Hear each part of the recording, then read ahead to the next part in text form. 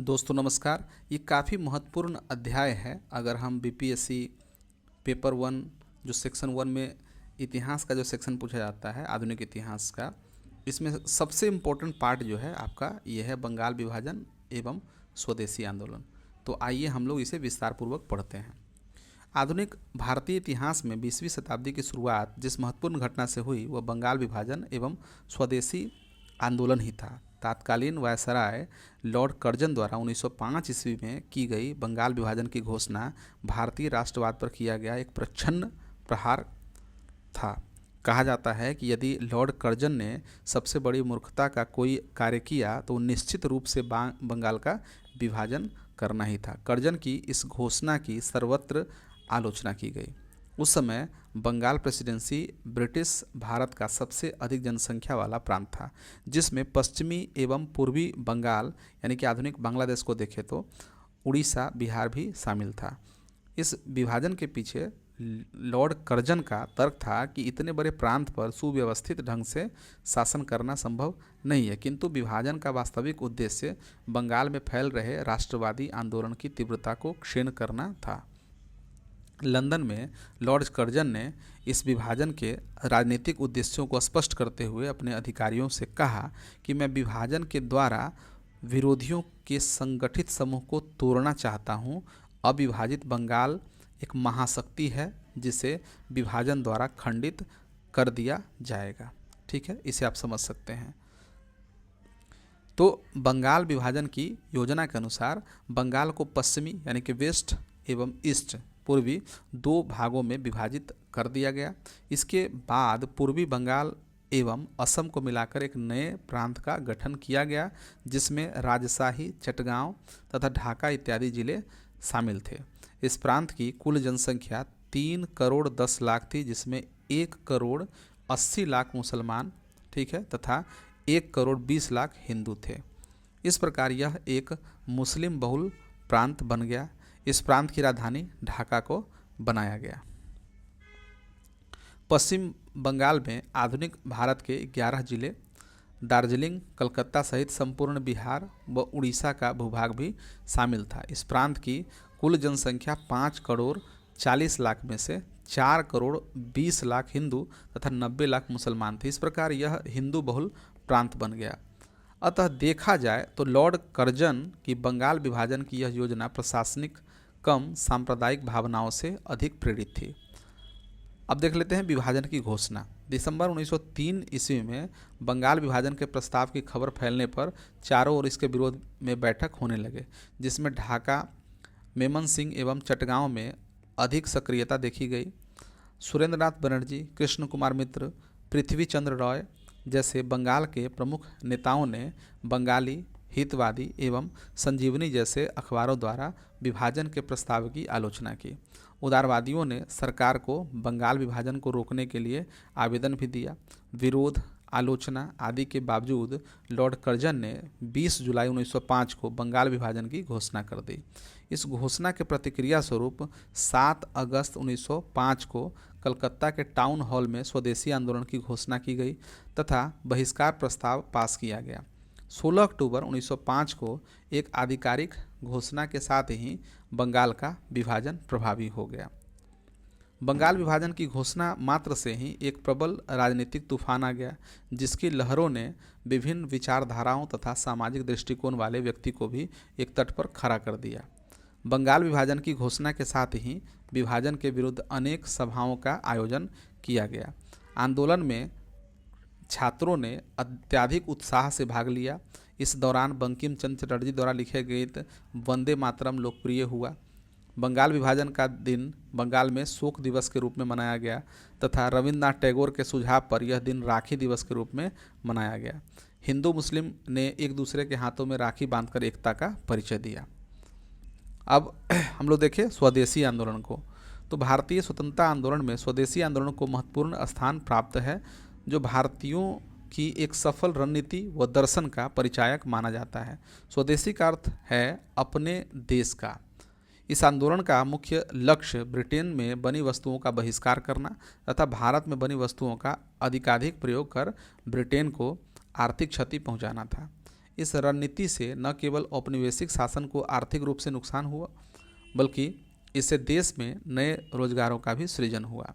स्वदेशी अपनाने एवं विदेशी वस्तुओं के बहिष्कार करने को लक्षित यह आंदोलन संपूर्ण भारतवर्ष में फैल गया। पंजाब में इस आंदोलन का नेतृत्व अजीत सिंह, लाला लाजपत राय, महाराष्ट्र में बाल गंगाधर तिलक, दिल्ली में सैयद हैदर रजा, मद्रास में चिदम्बरम पिल्लई तथा संपूर्ण मध्य भारत, उत्तर भारत, बंगाल, बिहार में रविन्द्रनाथ टैगोर, सुरेंद्रनाथ बनर्जी, अरविंद घोष आदि नेताओं ने किया। स्वदेशी आंदोलन का प्रभाव देखें तो इस आंदोलन को सर्वाधिक सफलता विदेशी वस्तुओं के बहिष्कार से मिली। ठीक है, महिलाओं ने विदेशी प्रसाधन सामग्री, चूड़ियों एवं बर्तनों आदि का प्रयोग बंद कर दिया। धोबियों ने विदेशी कपड़ों को धोने से इनकार कर दिया। अनेक जगह विदेशी कपड़ों की होली जलाई गई।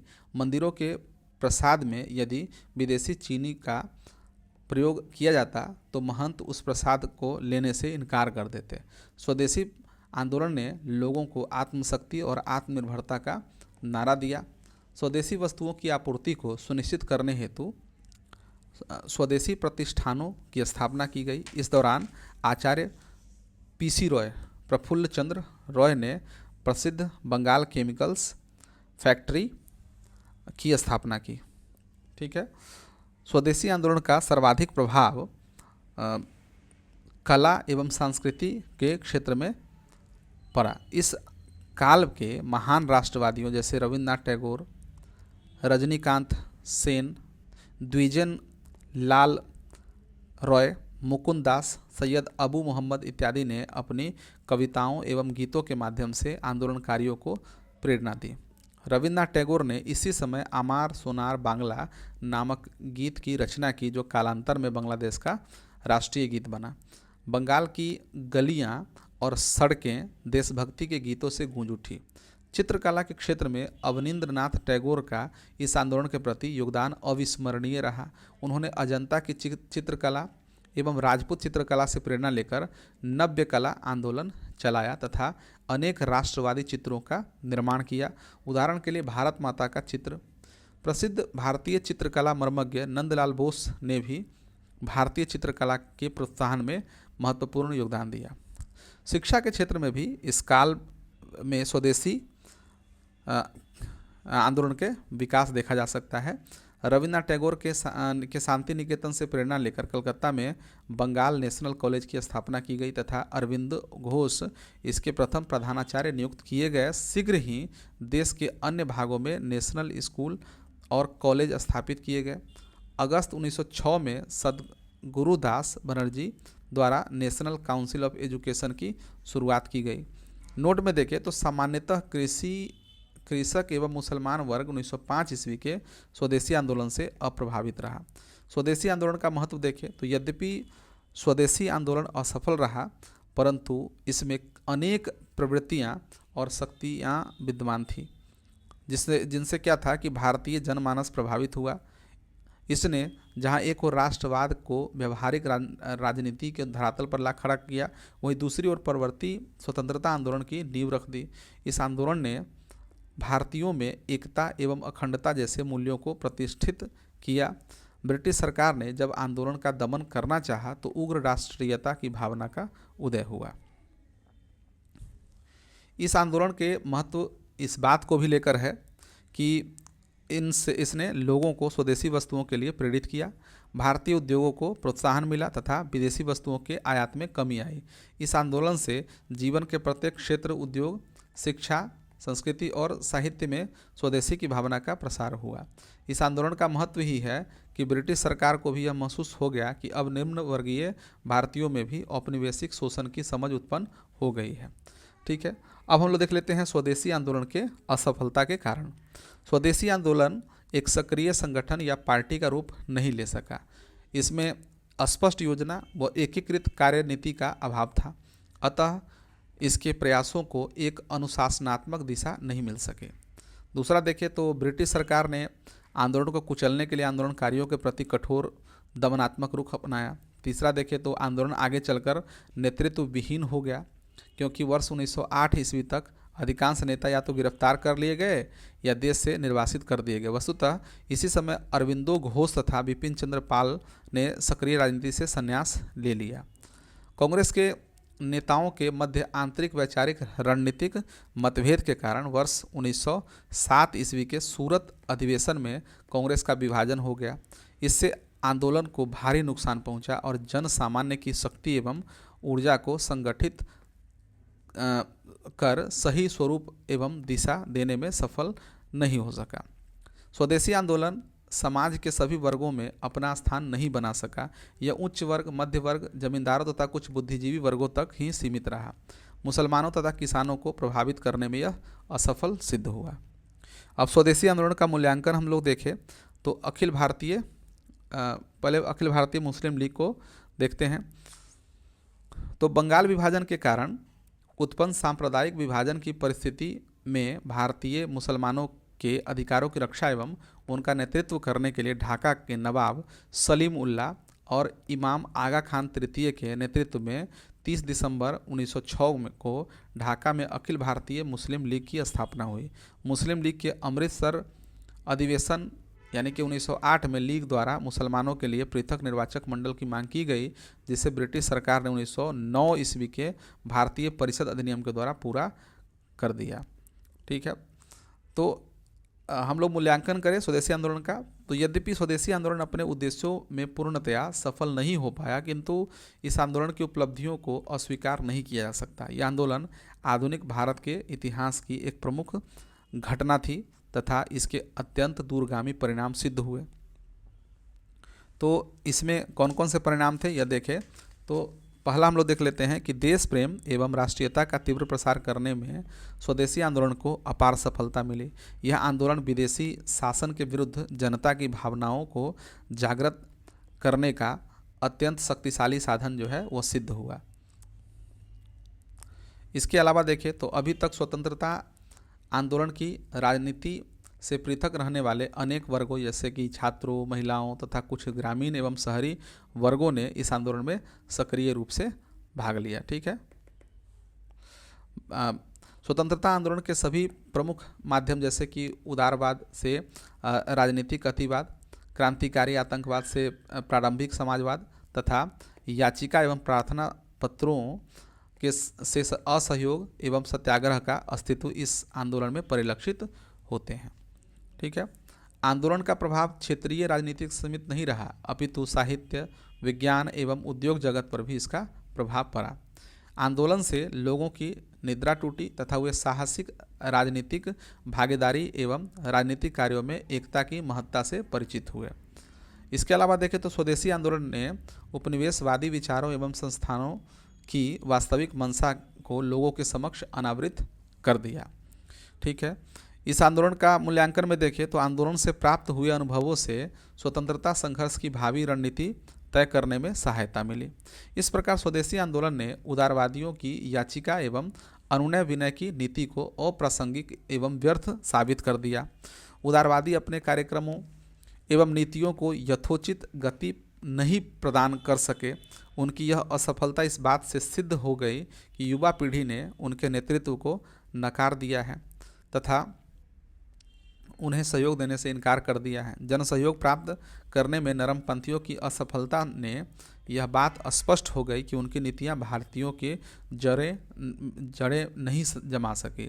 नरमपंथी अपने उद्देश्यों एवं लक्ष्यों का व्यापक प्रचार प्रसार भी नहीं कर सके। स्वदेशी एवं बहिष्कार आंदोलन के प्रारंभिक चरण में उदारवादी इसे अखिल भारतीय स्वरूप प्रदान करने में असफल रहे तथा उनके नेतृत्व में आंदोलन में कोई खास प्रगति नहीं हुई।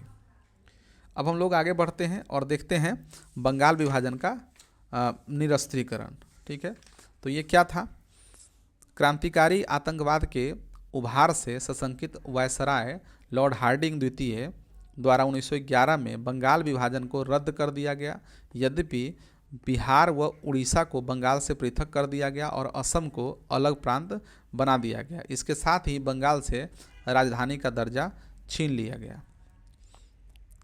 अब हम लोग देख लेते हैं कांग्रेस का सूरत विभाजन। कांग्रेस में उग्रवादियों एवं उदारवादियों के मध्य बढ़ता मतभेद स्पष्ट रूप से 1905 ईस्वी के बनारस अधिवेशन में देखा गया। इस अधिवेशन में उदारवादी बहिष्कार संबंधी प्रस्ताव को खुला समर्थन देने के पक्ष में नहीं थे, क्योंकि यह उनकी रणनीति के विरुद्ध था। 1906 ईस्वी के कलकत्ता अधिवेशन में अध्यक्ष पद को लेकर कांग्रेस के दोनों गुटों में विवाद उत्पन्न हो गया, लेकिन दादा भाई नौरोजी को अध्यक्ष चुने जाने के कारण यह विवाद समाप्त हो गया। इस अधिवेशन में उग्रवादियों ने दबाव डालकर स्वदेशी बहिष्कार, राष्ट्रीय शिक्षा एवं स्वशासन से जुड़े 4 प्रस्ताव पारित करवा लिए। इसी अधिवेशन में दादा भाई नौरोजी ने सबसे पहले स्वराज शब्द का उल्लेख किया था। कांग्रेस का अगला अधिवेशन 1907 में ताप्ती नदी के किनारे सूरत में हुआ। इस अधिवेशन में उग्रवादी बाल गंगाधर तिलक या लाला लाजपत राय को अध्यक्ष बनाना चाहते थे, किंतु उदारवादियों ने रास बिहारी घोष को अध्यक्ष बना दिया। इस दौरान 1906 में पारित चारों प्रस्ताव यानी कि स्वदेशी बहिष्कार, स्वराज एवं राष्ट्रीय शिक्षा दोनों गुटों में मतभेद खुलकर सामने आया, जिसकी परिणति प्रथम कांग्रेस विभाजन के रूप में हुई।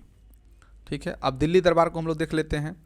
तो दिसंबर 1911 में वायसराय लॉर्ड हार्डिंग द्वितीय द्वारा इंग्लैंड के सम्राट जॉर्ज पंचम तथा महारानी मेरी के स्वागत में एक भव्य दरबार का आयोजन किया गया, जिसे दिल्ली दरबार के नाम से जाना जाता है। इस दरबार में जहां एक ओर बंगाल विभाजन रद्द करने की घोषणा की गई, वहीं दूसरी ओर भारत की राजधानी को कलकत्ता से दिल्ली स्थानांतरित कर दिया गया। 23 दिसंबर 1912 से दिल्ली ब्रिटिश भारत की नई राजधानी बनी। सूरत अधिवेशन ने, अब देखें कि सूरत अधिवेशन ने उग्रवादी एवं उदारवादी नेताओं को पूर्ण रूप से विभाजित कर दिया, परंतु कांग्रेस पर उदारवादियों का प्रभाव बना रहा। उदारवादियों ने उग्रवादियों के लिए कांग्रेस का द्वार बंद कर दिया।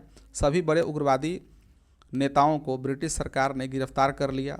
अप्रैल 1908 में इलाहाबाद में एक सम्मेलन आयोजित करके कांग्रेस हेतु एक नवीन नियमावली व संविधान तैयार किया गया और कांग्रेस द्वारा उदारवादियों के नेतृत्व में पुनः अनुनय विनय की राजनीति की शुरुआत हुई। ठीक है, तो इस प्रकार से हम लोगों ने बंगाल विभाजन और ये स्वदेशी आंदोलन को विस्तारपूर्वक पढ़ा और इससे जुड़े हुए जितने भी तथ्य थे हम लोगों ने वो सभी का अध्ययन किया। ठीक है, तो मिलते हैं अगले वीडियो में।